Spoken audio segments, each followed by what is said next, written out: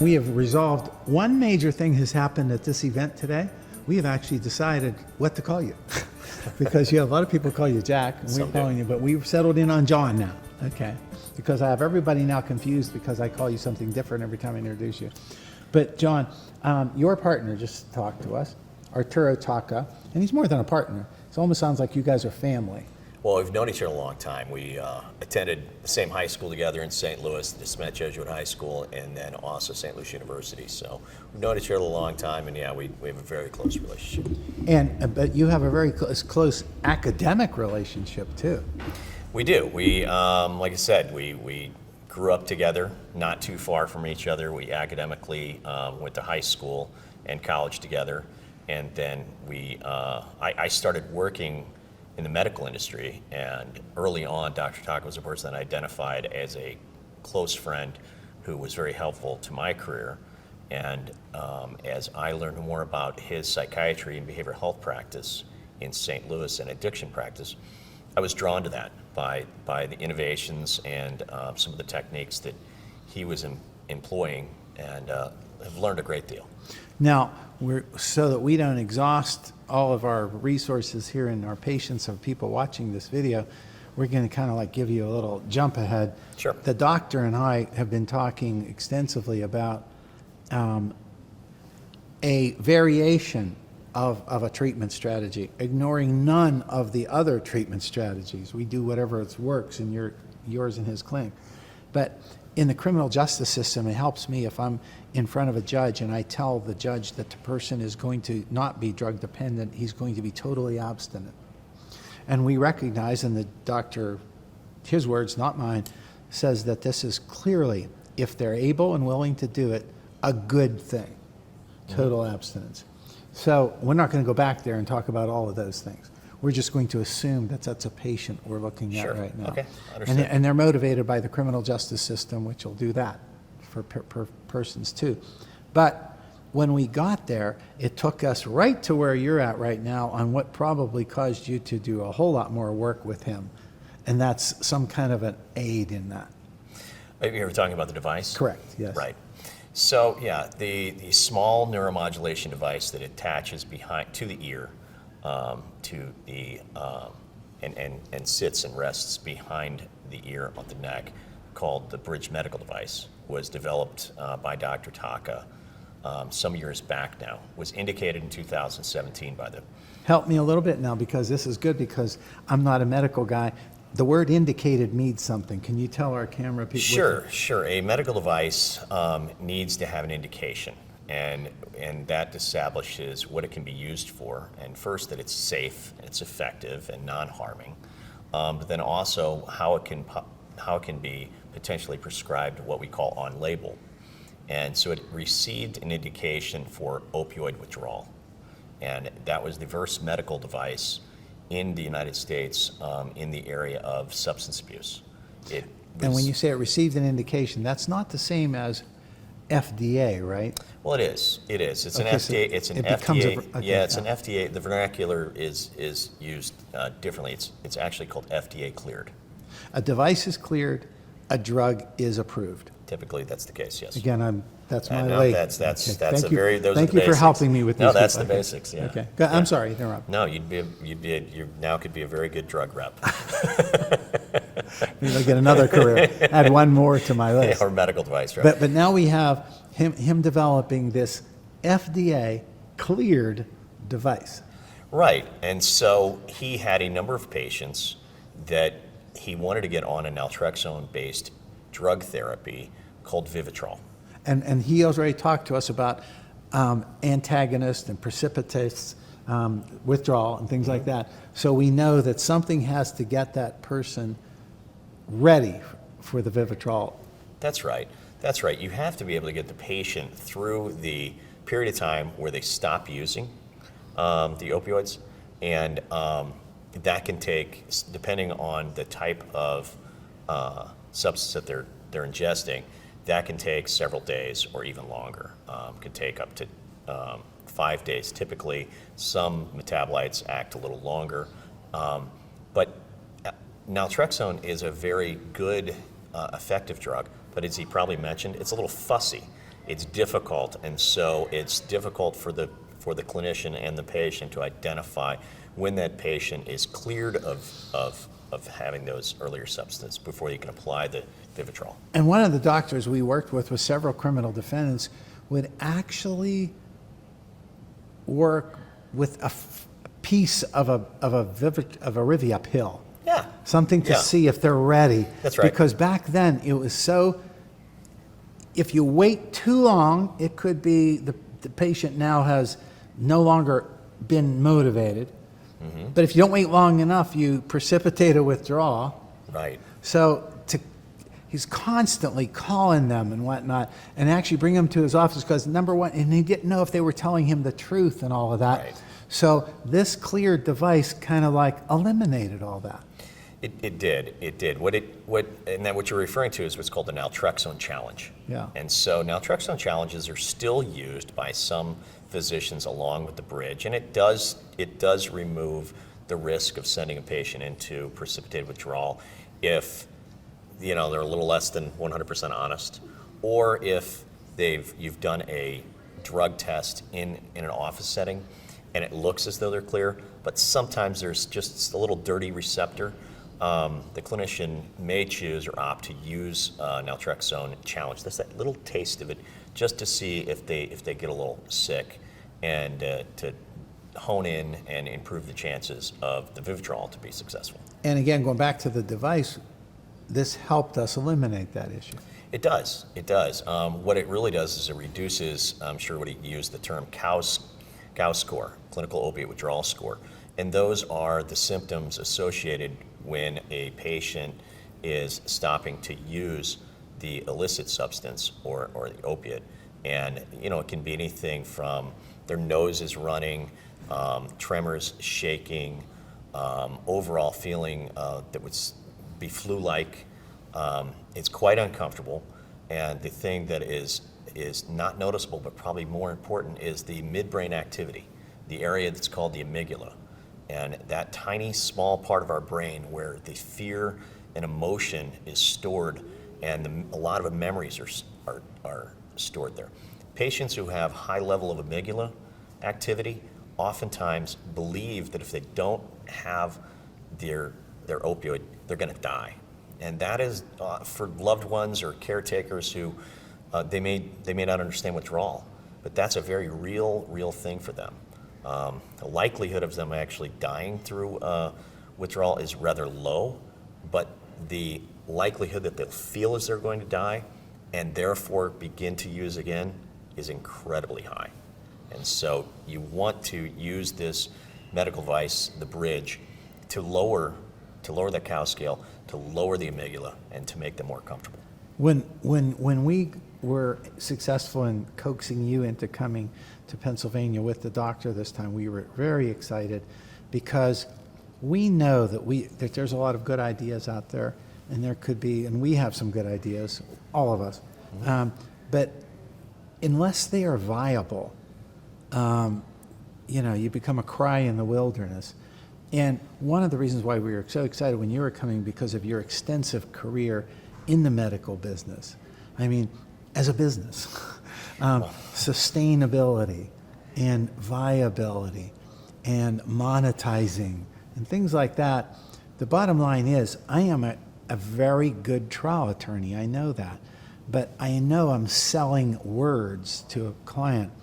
I have to find a way to monetize that value that is very abstract, or I'm out of business.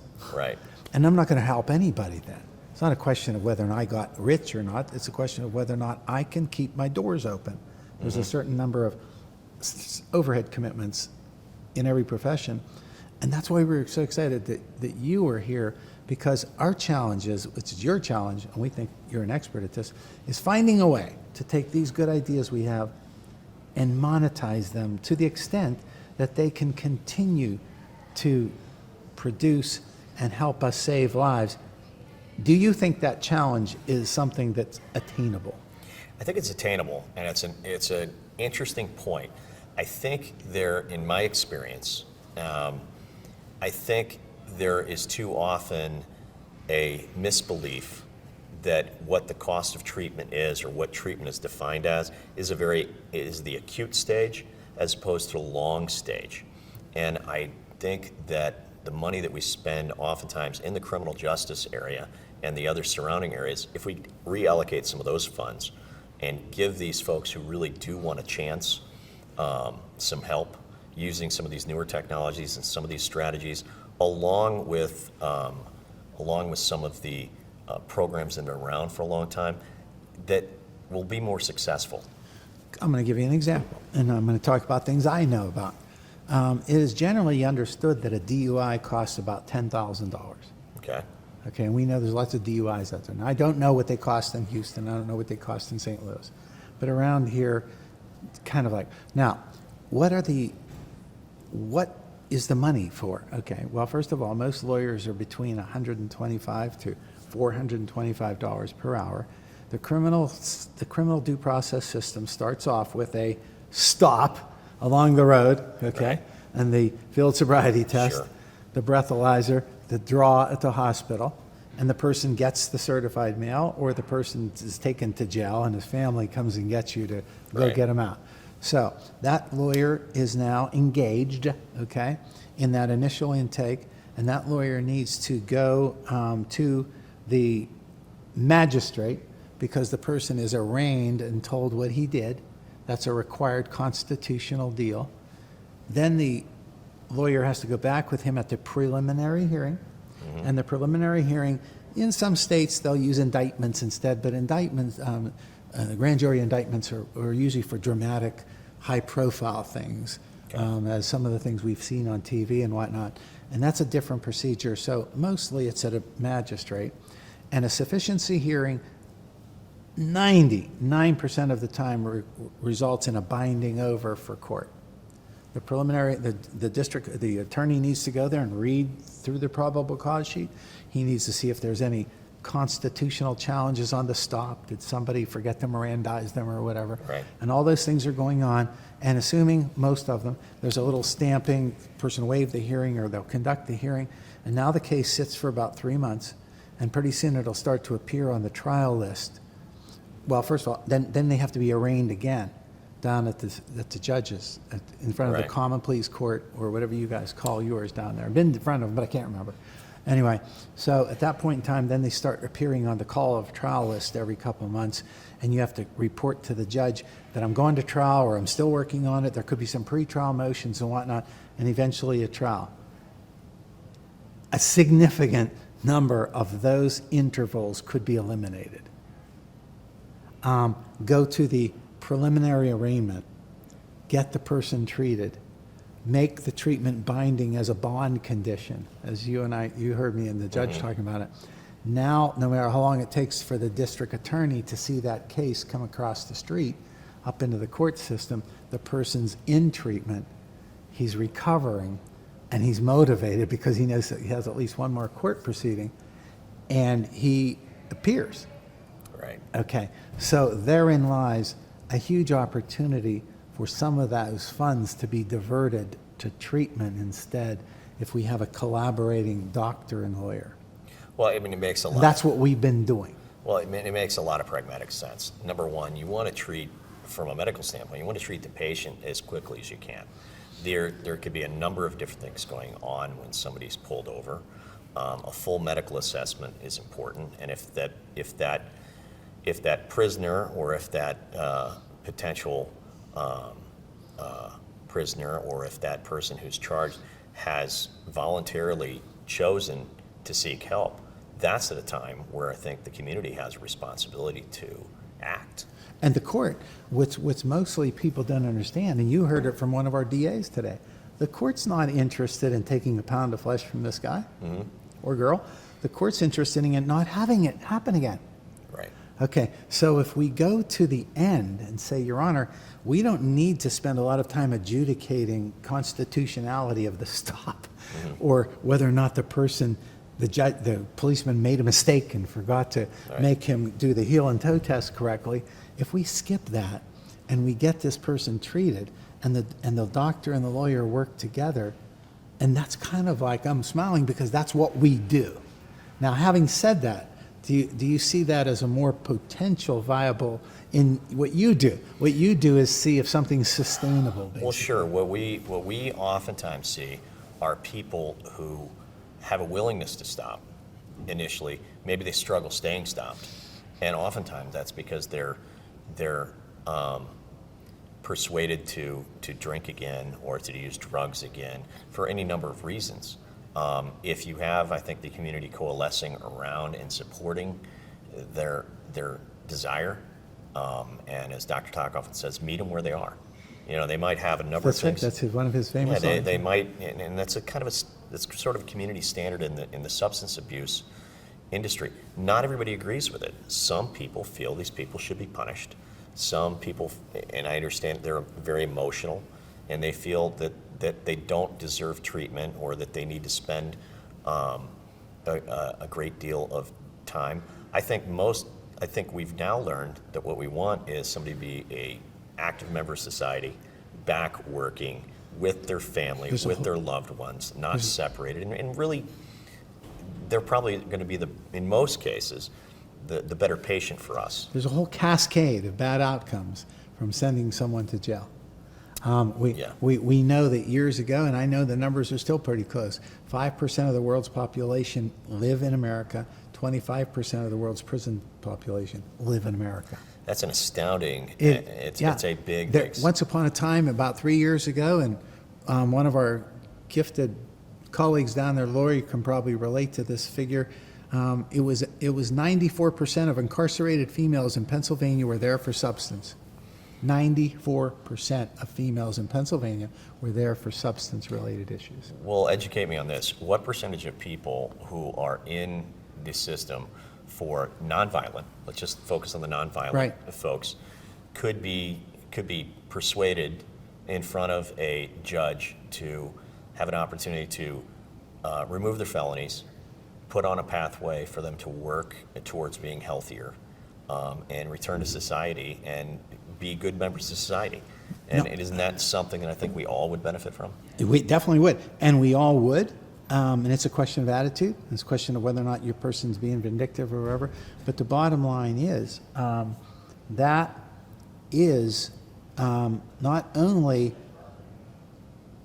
a moral thing, not only a better concept, it's probably more legal than the contra. In criminal law, all law is based upon what we call mens rea, the Latin, the guilty heart, the black heart they call it. And some law is malum in se, and some law is malum prohibitum. Again, going back into our Latin days when we were both altar boys. I could see you calculating. Okay, so in the malum in se, okay, that's like a moral affront. The other one is like, well, you violated your parking meter expired. You were there too long. Okay, those are both criminal laws. Okay, but the ones that are not exposing people to danger, the ones that are not related to somebody that's hurt somebody else or is a threat to the community, needs to be more passionately accentuated before the guy who's going to set you in or out of jail. But we have technology now that the judge can tell, the probation people can tell within minutes of somebody opening and drinking a can of beer. Mm-hmm. We've had people set them off with mouthwash that had a little too much alcohol in them. Yeah, I imagine there's... So combine our technology and combine if we spend the time to give a more reasoned case-by-case approach to the person. So to me, seeing hundreds of these people going... When we have call to trial day I've been in 40 of the 67 counties. Each one of them seems to have a different day. Sometimes I have multiple cases. But we'll be there, and the entire courtroom is packed full of attorneys and clients just who's on the criminal list that month. Mm-hmm. There's a significant number of them that don't need to be on that criminal list, and they don't need to wait until the last minute after they spent thousands of dollars on these other intervals I told you about, the due process, the arraignment, all that. Right. There's a better way, and the better way is for the individual attorney to become his own client's advocate and work with a doctor. Well, I think the medical community itself would welcome the opportunity. I've never had a doctor give me a problem ever. No, I think, and today's physicians coming out, particularly the younger ones, are now really armed with a lot more training for substance abuse and psychiatry and overall wellness. That wasn't something that was really, when I talk to some of the doctors that we work with in their 50s or 60s or older, they'll freely admit, they might have had 2 hours of medical school training. And so we have a really good physician from Dallas, Texas, who started out as an ER doctor. And he tells a wonderful story about how he was just shocked. He thought he was going to be George Clooney and do all these incredible operations, and he had this idea in his head as an ER doctor. He was going to have this fantastic, wonderful life. And he said the ER between Thursday and Saturday is a massive behavioral health clinic. And he said we are mostly dealing with behavioral health instances, a lot of them brought in from accidents or police or fire and first responders, or somebody's tripped and fall or had a car crash that are tied to some sort of substance use. And he said, I didn't know what to do. And so what I did initially, my initial reaction was, I ran and found the very first Pfizer rep, Eli Lilly rep, and said, what do I write? When I have so many patients who are depressed or anxious. And he said, I took their training. He said, after about 3 or 4 years, and having some family members, close friends who were going through depressive symptoms, anxiety, he said, I took a hard look in the mirror. And he said, I went out and tried to find how to be a better physician. He said, but I don't criticize my colleagues. They don't all have that opportunity or take that opportunity. Right.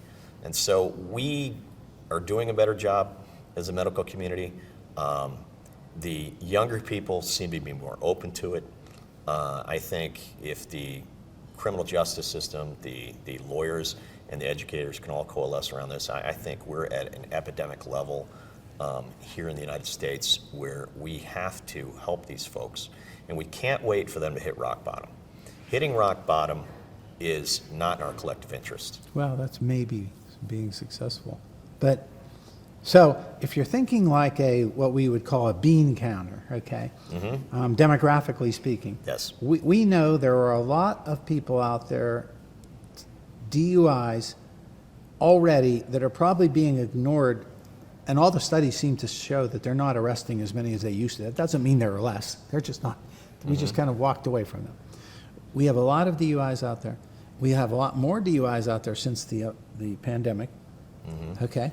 And we have a lot of people who would like to trade sobriety, which is the underlying problem, for incarceration. We know that, okay? Right. So the problem to me seems to be that there are more of them than we can handle. So our challenge is to find ways to handle them and find ways to train other people for the growing base of more and more that'll do it. Well, I think so that brings us to why we're here today, basically. Yeah, and I think the program that you've initiated is a really strong program. What we've often seen too often times is people have been just referred or even thrown into the treatment center industry. And a lot of the larger treatment centers don't even offer naltrexone therapy or Vivitrol. Don't even know it exists. They don't know it exists. I don't know the statistics in the last few years, but just up to about 3 years ago, prior to the pandemic, 90% of treatment centers did not offer Vivitrol. I can tell you, Vivitrol, I know maybe a couple years ago in our county, it was unknown. Vivitrol, I never forget, was either you or Dr. Taka himself mentioned the phrase off-label. And I remember when Vivitrol first came out as an alcohol indication. Right. And it was long before it was opiate. And so this doctor I was working with was interviewing people, and he was prescribing it off-label, which was okay. And then in October 11th, 2010, it was approved for opiates. Right, right. And to this day, thousands of people don't even know what it is. They don't, and that's a shame. May I tell you a story about Sure. one of our success stories? So I have a good family of friends who reached out to us some years back about a family member of theirs, a cousin of theirs, and he was homeless. He was suffering from opioid heroin addiction, opiates at the time, and had prior to this very successful young man, and he was living in Forest Park, which is a large municipal park in the city of St. Louis.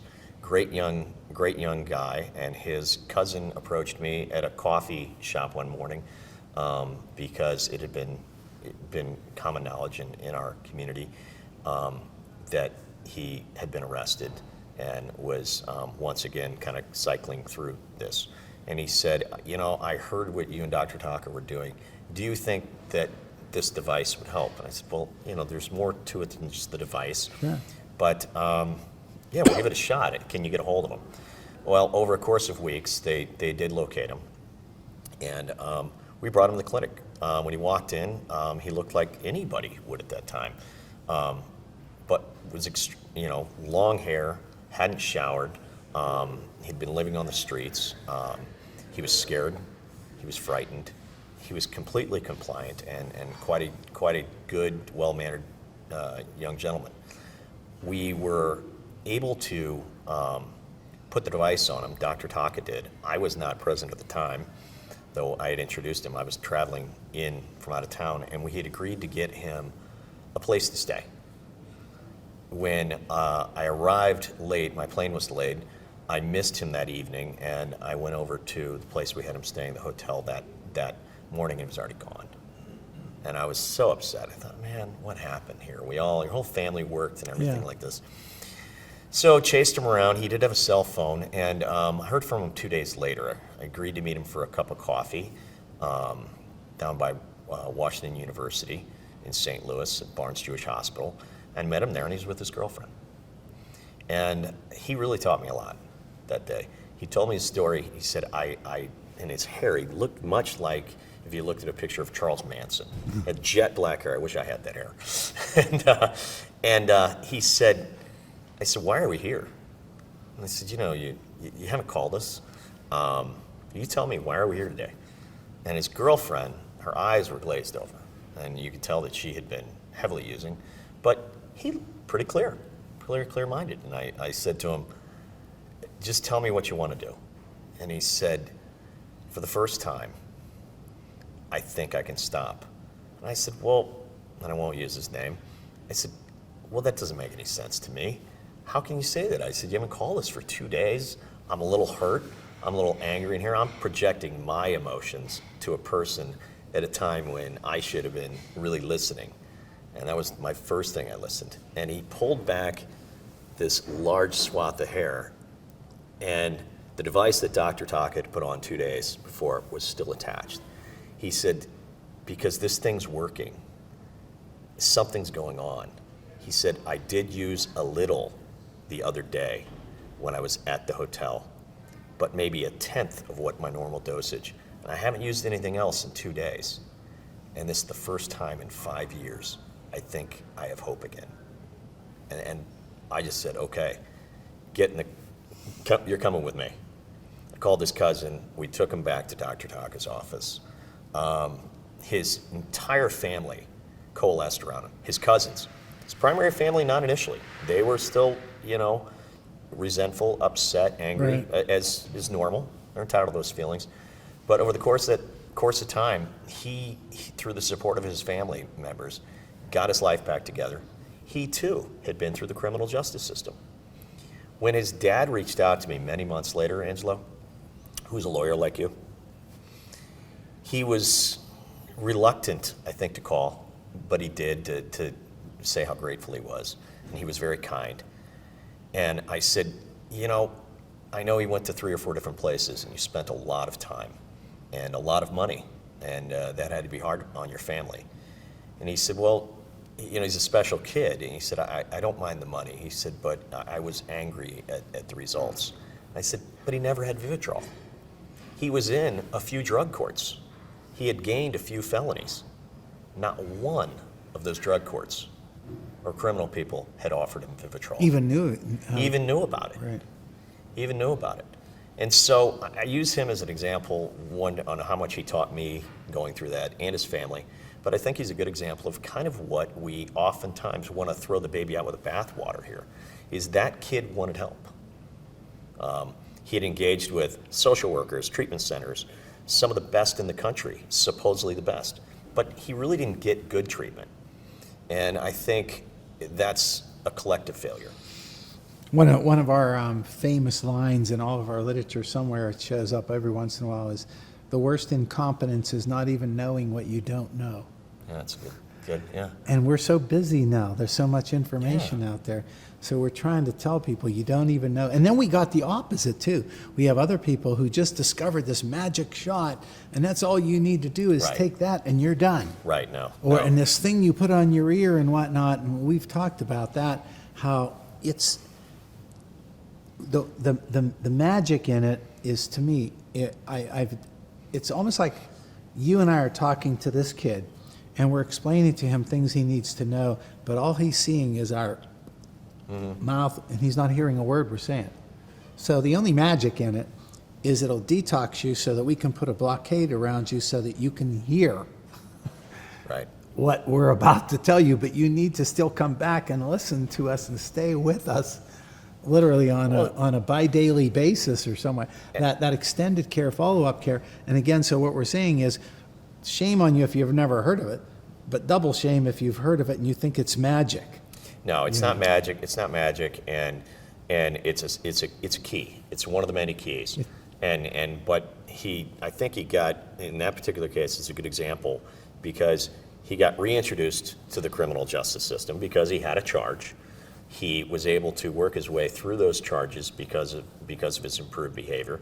From what I understand, I think one of the local lawyers and judges coalesced around his issues and even went to some of the other courts and were able to get some of those past charges dismissed. He ended up getting a wonderful job back in the community, his own self-respect, and the love of his family.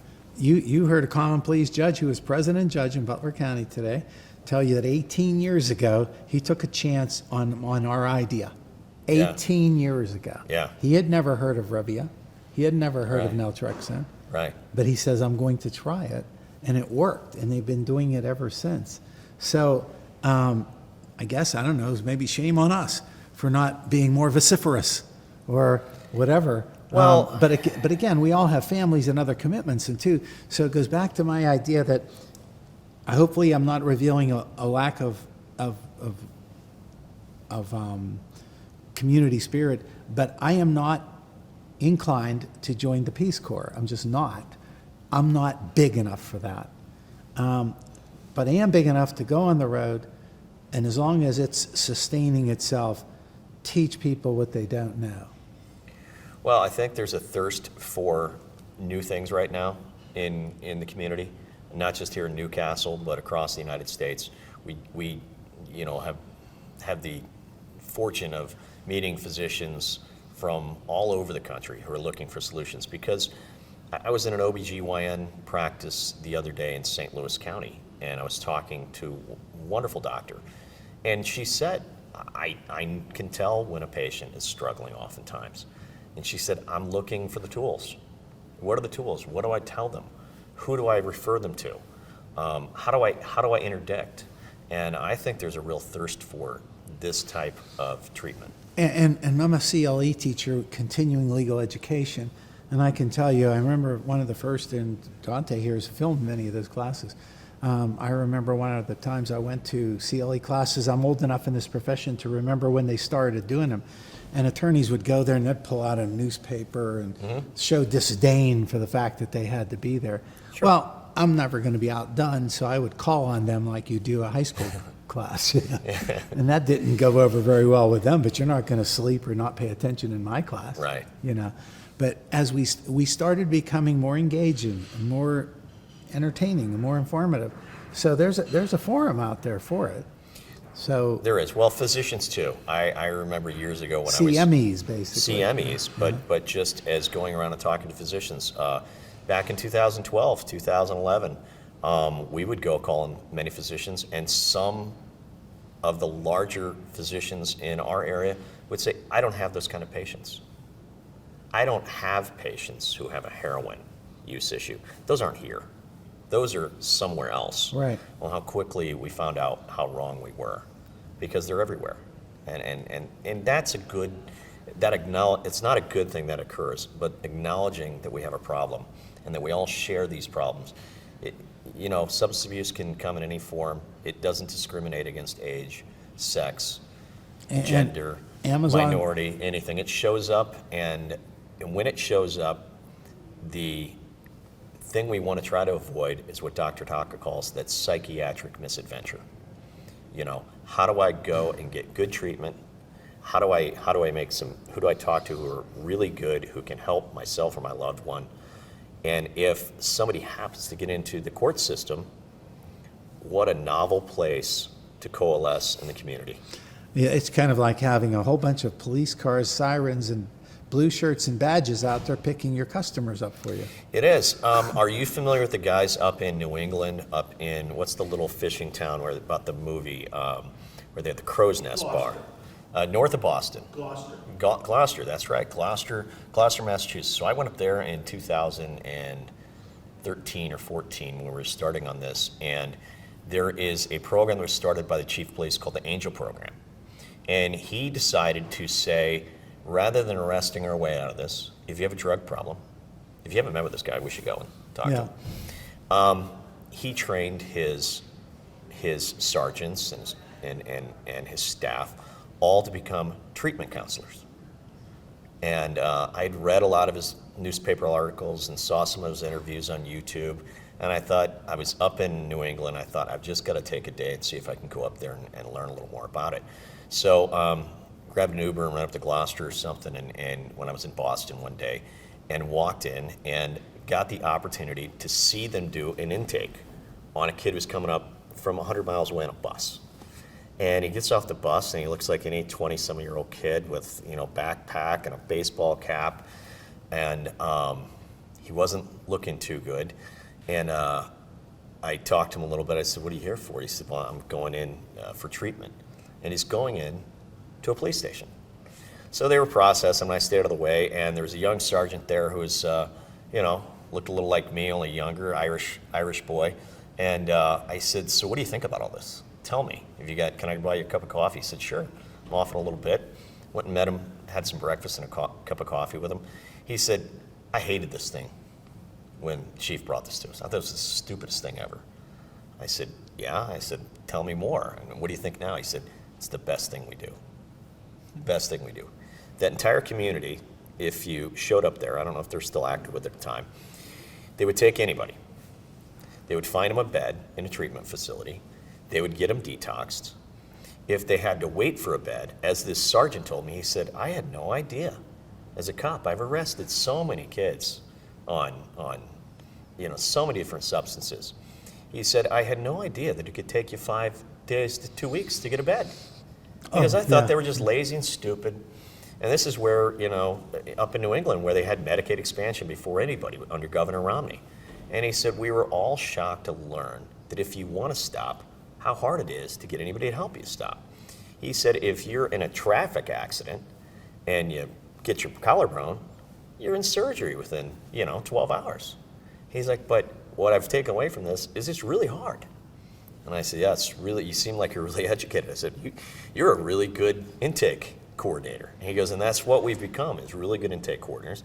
We have a lot of the senior citizens who will sit around and talk to the young man, and that's what they did. They had 2 guys from the VFW come over, meet with him.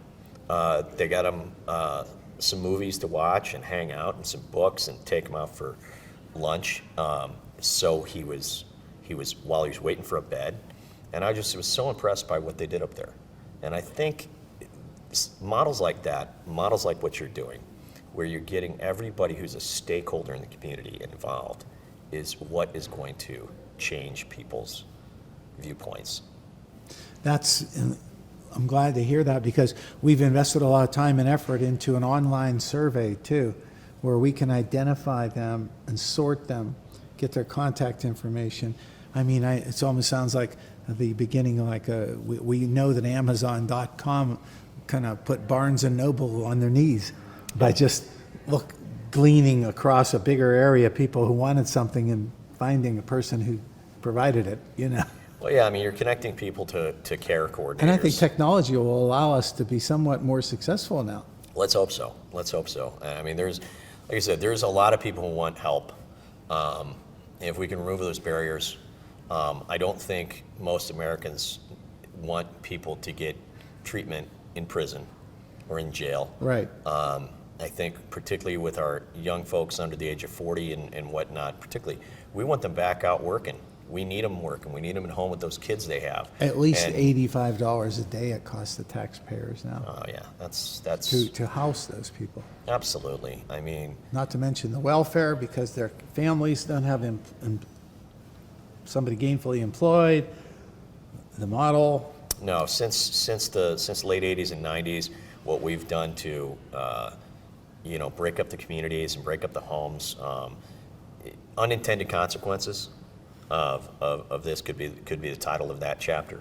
Is the unintended consequences of how we dealt with the drug war have not led to what we hoped, which is to improve the community. And again, we can see the knee-jerk reaction.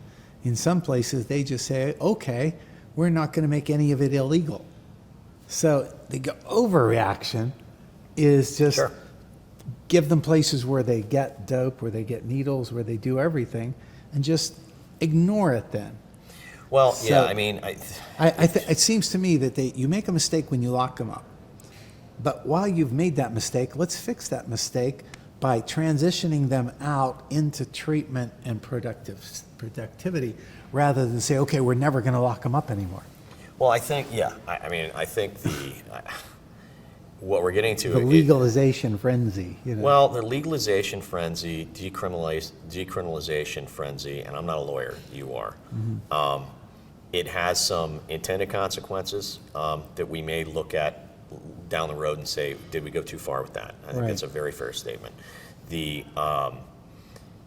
have, I mean, I don't know what the laws of Pennsylvania are, but 30 plus states all sell an illegal substance, marijuana, and we all take taxpayer money for it. It pays for a lot of police, Right. a lot of judges' salaries, and a lot of people like that. So if we just leave that there for a moment, I think we can all agree that if we're benefiting by selling something that's still federally illegal, that we could take some of this money and give it to those people who are in fact needing the help. At the very least. At the very least, and I think I'm looking for things that we can all agree on, and I think we can all agree on that. I mean, I visited my hometown where I was raised the other day, and there's 3 marijuana shops right there. We have gambling. I didn't grow up in 1968 with those things in St. Louis County. Those weren't there, and I'm not saying that there wasn't gambling at the DePere Barber Shop or anything like that, on a Saturday night or a Friday afternoon, or those things. I'm not naive. And maybe it's better that it's out in the open. But I do know this, that there's a lot of money being made and a lot of revenue from the cities and states on these things. And I think it's time that those people who want to stop, who are struggling to stay stopped, who get into trouble, get some extra help. Thank you very much.